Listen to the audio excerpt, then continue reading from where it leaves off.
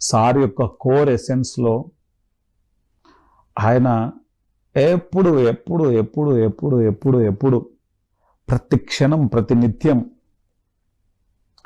Pyramid master అనేటువంటి వ్యక్తికి ఆయన ఇచ్చినటువంటి ఆ గౌరవం కానీ, ఆ ప్రేమ కానీ, ఆ అనురాగం, ఆ ఆప్యాయత మాటల్లో చెప్పలేం.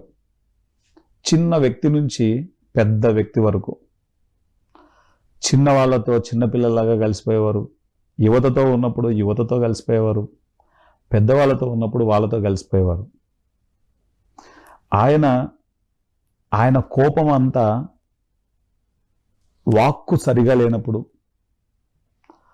కరెక్షన్స్ వచ్చినప్పుడు మాత్రమే ఆయన కోపాన్ని మనం చూసేవాళ్ళం. లేదా సరికాని ఆలోచనలతో ఎవరైనా ఉన్నప్పుడు, సరికాని కర్మలు చేస్తున్నప్పుడు.